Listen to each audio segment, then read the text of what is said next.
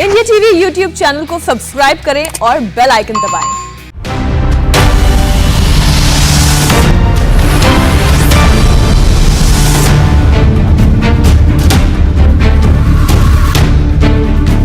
तो यूपी की 50 खबरें मैंने आपको दिखाई, लेकिन यूपी में आज तालिबान की बड़ी चर्चा है। आज के इलेक्शन शो में हम इस पर खास तौर पर बात करेंगे, लेकिन पहले आज के चुनावी शो की 3 बड़ी खबरें क्या है, जरा जल्दी से उन 3 बड़ी खबरों पर नजर डाल लेते हैं।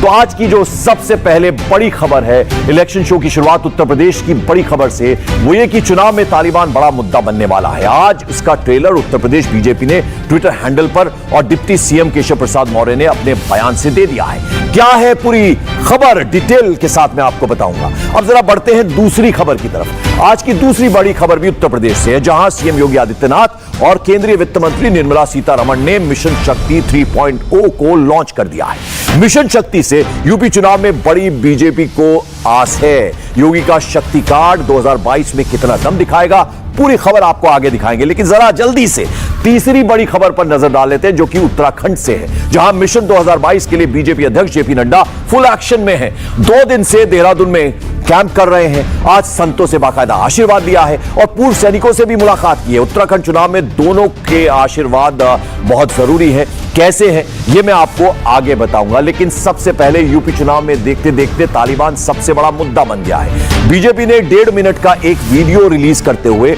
और अखिलेश यादव पर बहुत बड़ा अटैक कर दिया है। तालिबान मानसिकता को समर्थन कर रहे अखिलेश यादव पूरी तरह से एक्सपोज हुए हैं। तालिबान मानसिकता का समर्थन कर रहे अखिलेश यादव एक्सपोज हुए हैं।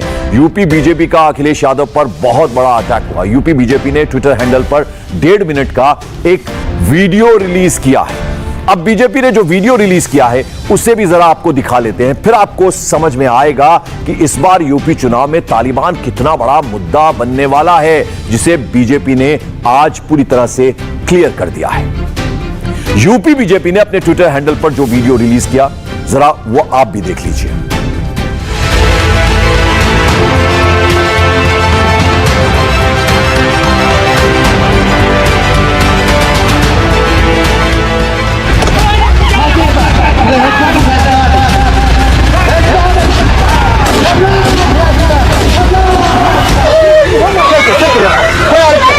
तालिबान के जरिए से, और तालिबान एक ताकत है, और वो उसने अमेरिका को के पांव नहीं जमने दिए। मैं समझता हूँ तालिबान की कोई गलती नहीं है, और इसमें जो है हमारे देश का जहाँ तक ताल्लुक है, वो तालिबान जो है हमारे देश के साथ है। हमारे देश के बारे में उन्होंने कुछ नहीं कहा, उसके खिलाफ कभी नहीं बोले, तो इसलिए हम जो है तालिबान को मुबारकबाद देते हैं। मुबारक हो इमारत इस्लामी अफगानिस्तान के कायदीन को, आपके जज्बे ईमानी को सलाम करता है। तो बीजेपी ने तय कर लिया है तालिबान के समर्थन करने वालों पर वो अटैकिंग रहेगी। इसलिए जब कश्मीर से महबूबा मुफ्ती का तालिबान प्रेम सामने आया, तो तालिबान प्रेमियों पर जवाब उत्तर प्रदेश के डिप्टी सीएम केशव प्रसाद मौर्य की तरफ से आया। केशव प्रसाद मौर्य ने कहा कि हिंदुस्तान में तालिबान का समर्थन भारत द्रोह है। तालिबान का समर्थन करने वालों की खैर नहीं। तालिबान प्रेमी अफगानिस्तान तालिबान के पास ही चले जाएं, ये केशव प्रसाद मौर्य ने कहा है। तालिबानी मानसिकता के लोग अगर कोई भी भारत में है, चाहे वो किसी भी राजनीतिक दल से अपना रिश्ता नाता रखते हैं, अगर कोई तालिबान का समर्थन करता है तो वो मैं समझता हूँ भारत द्रोही का आचरण करता है, और उसके खिलाफ कठोर से कठोर कार्रवाई। बहुत से यूपी में भी चेहरे आए सामने, जो कह रहा हूँ ना, जो भी यूपी की ही मैं बात कर रहा हूँ। भारत सरकार इतने योग्य ढंग से अफगानिस्तान में पैदा हुई परिस्थिति का सामना कर रही है, और ऐसे समय में कोई तालिबानी मानसिकता से प्रेरित होकर के क्या लगता है कि उसे ऐसा अच्छा लगता है तो जाए तालिबान के शासन में, अफगानिस्तान जाए, लेकिन भारत में रह करके और तालिबान का गुणगान करेगा कोई, पाकिस्तान का गुणगान करेगा कोई, तो स्वीकार नहीं। अब ये बात उत्तर प्रदेश में क्यों शुरू हुई? क्योंकि आज महबूबा मुफ्ती ने तालिबान के समर्थन में एक विवादित बयान दे डाला। महबूबा ने आज तालिबान का नाम लेकर बीजेपी पर बहुत ही सीधे उन्हें धमकी दी है। कहा है कि बर्दाश्त का बांध टूट जाएगा तो आप नहीं रहोगे। महबूबा मुफ्ती, हमारा इम्तिहान मत लो, सुधर जाओ। महबूबा मुफ्ती, पड़ोस में देखो क्या हो रहा है, अमेरिका तक को वापस जाना पड़ा। महबूबा मुफ्ती, इस तरह की बातें जो हैं उनको अब जवाब में दी जा रही हैं। ये बर्दाश्त का बांध टूट जाएगा तो तब आप ही नहीं रहोगे, मिट जाओ। बार बार मैं कहती हूँ, बार बार मैं कहती हूँ कि हमारा इम्तिहान मत लो, सुधर जाओ, समझ जाओ। पड़ोस में देखो क्या हो रहा है, पड़ोस में देखो क्या हो रहा है। इतनी बड़ी ताकत अमेरिका, उनको भी वहां से बोरिया बस्तर लेके वापस जाना पड़ा। तो महबूबा ने मोदी सरकार को धमकी दी तो उसका जोरदार जवाब मुख्तार अब्बास नकवी की तरफ से आया।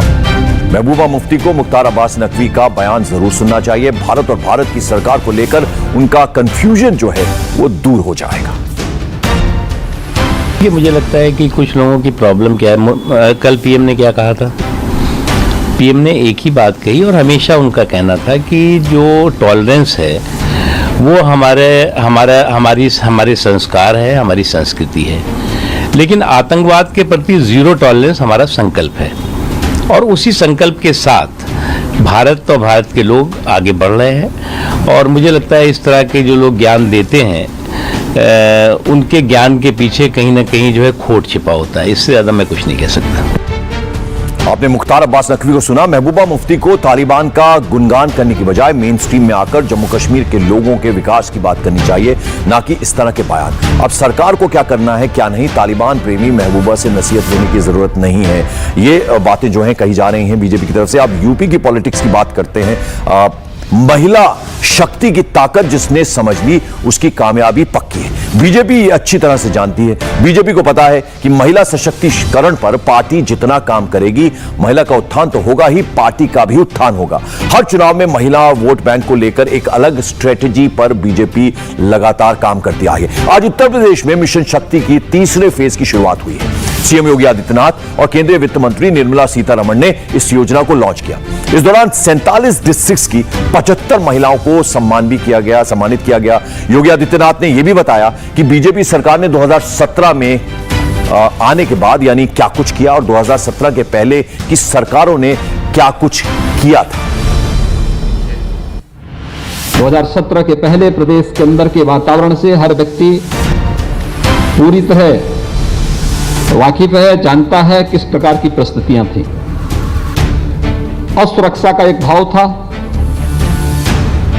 जब समाज में असुरक्षा का भाव हो तो स्वाभाविक रूप से उसका प्रभाव उसके सम्मान पर भी पड़ता है, उसके स्वावलंबन पर भी पड़ता है।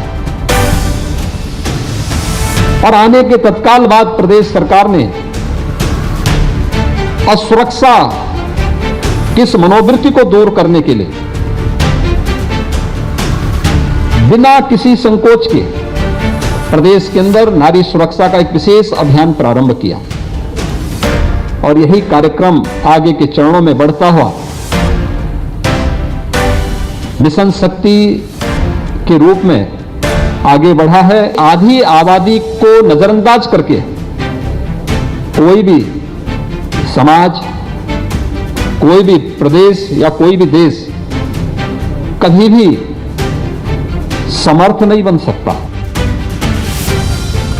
अब आखिर मिशन शक्ति योजना क्या है, आपको जरा डिटेल में समझाते हैं। आज उत्तर प्रदेश में मिशन शक्ति के तीसरे फेज की शुरुआत हुई है। महिला सशक्तिकरण के लिए मिशन शक्ति योजना चलाई जाती है। यह रोजगार सुरक्षा के लिए जागरूकता अभियान है। आज 47 जिलों की 75 महिलाओं को सम्मानित किया गया, उनका सम्मान किया गया। महिला पेंशन योजना के तहत 451 करोड़ ट्रांसफर किए गए। 29.68 लाख महिलाओं के खातों में ये पेंशन ट्रांसफर हुई है। महिला पेंशन योजना में 1.73 लाख नए लाभार्थी भी जोड़े गए। कन्या सुमंगला योजना के तहत 30.12 करोड़ ट्रांसफर हुए, यानी 30 करोड़ 12 लाख रुपए ट्रांसफर हुए। 1 करोड़ 55 लाख बेटियों के खातों में सीधे सीधे रुपए ट्रांसफर किए गए। 59,000 पंचायतों में आज मिशन शक्ति सेंटर की भी शुरुआत की गई। तो ये सब कुछ आज हुआ है। और 2022 की बीजेपी की पॉलिसी बन चुकी है, घर घर जाकर सरकार के काम को बताना है। और अब बीजेपी के कार्यकर्ता जमीन पर उतरेंगे तो मिशन शक्ति के तहत योगी सरकार ने क्या कुछ किया है वो जरूर बताएंगे। बीजेपी मानती है कि महिला वोट बैंक जो है उसकी मजबूत पकड़ है और महिलाओं का विश्वास जीतने में पार्टी अगर कामयाब हुई है तो उसकी वजह है ये आंकड़े जो हम आपको दिखा रहे हैं। 2014 लोकसभा के चुनाव में बीजेपी को महिलाओं के 29% वोट मिले, जबकि कांग्रेस को केवल 19% वोट। 2019 लोकसभा के चुनाव में बीजेपी पर महिलाओं का भरोसा बढ़ा, 29% से वोट शेयर 36% हो गया, जबकि कांग्रेस को 20% महिलाओं ने वोट डाला। 2017 उत्तर प्रदेश विधानसभा चुनाव में बीजेपी को 37% महिलाओं ने वोट दिया, जबकि बीएसपी 24.2% वोट उन्हें मिले थे। समाजवादी पार्टी का वोट शेयर भी बीजेपी से कम था। और आज उत्तर प्रदेश से ज्यादा हलचल उत्तराखंड में थी। 2 दिन से बीजेपी का पूरा सीनियर अमला जो है वो देहरादून में इकट्ठा है। बीजेपी अध्यक्ष जेपी नड्डा, बीएल संतोष से लेकर सभी तमाम बड़े नेता वहां मौजूद थे। दरअसल बीजेपी के लिए उत्तराखंड सबसे बड़ी चुनौती इसलिए है और क्योंकि वहां सबसे ज्यादा एक्सपेरिमेंट जो है उत्तराखंड में किया गया है। मुख्यमंत्री बदले गए, त्रिवेंद्र सिंह रावत की जगह तीरथ सिंह रावत और फिर अब जो है पुष्कर सिंह धामी सीएम बनाए गए हैं। बीजेपी का अब टारगेट मिशन 2022 है और दोबारा बीजेपी को सत्ता में लाने का प्रयास लगातार जारी है। 2 दिन में पार्टी के राष्ट्रीय अध्यक्ष जेपी नड्डा आज देहरादून में हैं, 2 दिन से ही हैं। आज संतों का आशीर्वाद उन्होंने एक कार्यक्रम में लिया, साधु संतों से बाकायदा उन्होंने आशीर्वाद दिया। संतों से पहले आज पूर्व सैनिकों से मिलकर उन्होंने बात की। डिफेंस सेक्टर के लिए मोदी सरकार ने क्या क्या किया है उसको बाकायदा जेपी नड्डा ने गिनाया। उन्होंने यह भी कहा कि सैनिकों को सम्मान देना उनकी ड्यूटी है। बीजेपी अध्यक्ष ने यह भी कहा कि बहुत से लोग कहते थे कि डिफेंस की चिंता करनी चाहिए, लेकिन डिफेंस के बजट के बारे में किसी ने सोचा नहीं। 2011-12 में डिफेंस का बजट 1,47,000 करोड़ था। आज भारत का डिफेंस बजट 4,78,000 करोड़ रुपए है। पीएम मोदी ने डिफेंस को प्राथमिकता दी है। उधर साधु संतों से मुलाकात और सेना का गुणगान के पीछे भी कहीं ना कहीं वोट बैंक है। जेपी नड्डा ने आज बताया कि कैसे मोदी सरकार में राष्ट्रवाद को सबसे ऊपर रखा गया है और सैनिकों के आत्मसम्मान को भी ऊंचा रखा गया है। आपने कभी किसी भारत के प्रधानमंत्री को सुना था? मैं उनके वाक्यों को आपके सामने रिपीट करना चाहता हूं। पाकिस्तान ने बहुत बड़ी गलती कर दी है, इस गलती का खमियाजा तो भुगतना ही पड़ेगा। आवश्यकता पड़ी तो घर में घुस करके जवाब दिया जाएगा। ये बोल, और फिर आपको याद है वो सर्जिकल स्ट्राइक। ये नेतृत्व का फर्क होता है, जो कहा वो किया।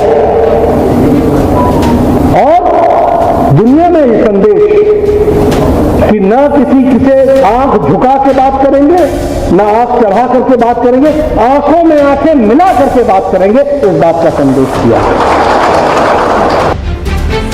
दरअसल उत्तराखंड में पूर्व सैनिकों का एक बड़ा वोट बैंक है। आम आदमी पार्टी ने भी एक रिटायर्ड कर्नल अजय कोठियाल को मुख्यमंत्री पद का उम्मीदवार घोषित किया है। पूर्व सैनिकों को वोट बैंक पर नजर गड़ा दी गई है। बीजेपी वोट बैंक को अपने पाले में करने की लड़ाई में पीछे नहीं रहना चाहती। उत्तराखंड के दिसंबर 2016 के आंकड़ों के मुताबिक उत्तराखंड में करीब 2.5 लाख एक्स सर्विसमैन हैं। उसके अलावा आपको बता दें 1,22,849 एक्स सर्विसमैन हैं और उसके अलावा 39,345 विधवाएं हैं, जिनमें 60,000 के करीब सेना से रिटायर्ड लोग हैं। यह आंकड़ा 2016 का है, अब इसमें इजाफा हो गया है और यह एक बड़ा वोट बैंक है जिस पर तमाम जो पार्टियां हैं उन सब की नजर है। और अब जरा बात करते हैं पंजाब की। पंजाब में मुख्यमंत्री कैप्टन अमरिंदर सिंह की चुनौतियां कम होने का नाम नहीं ले रही। अब किसानों की धमकी ने कैप्टन की नींद उड़ा दी है। भारतीय किसान यूनियन दोआबा ने गन्ना समर्थन मूल्य को लेकर कैप्टन सरकार को अल्टीमेटम दिया है।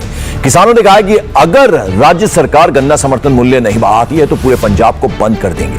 बातचीत के लिए सरकार को आज शाम तक का वक्त दिया गया।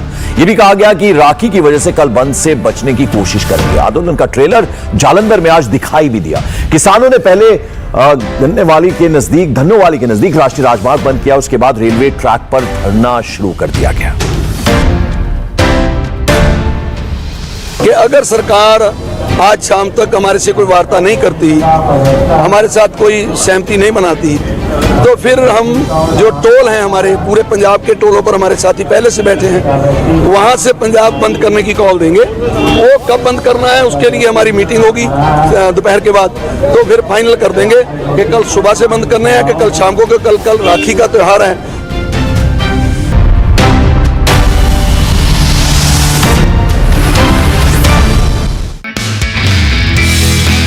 नंबर नमस्ते, मैं हूं मीनाक्षी जोशी। वीडियो और खबरों से अपडेट रहने के लिए India TV YouTube channel subscribe करें, बेल आइकन दबाना ना भूलें। जुड़े रहें इंडिया टीवी के साथ।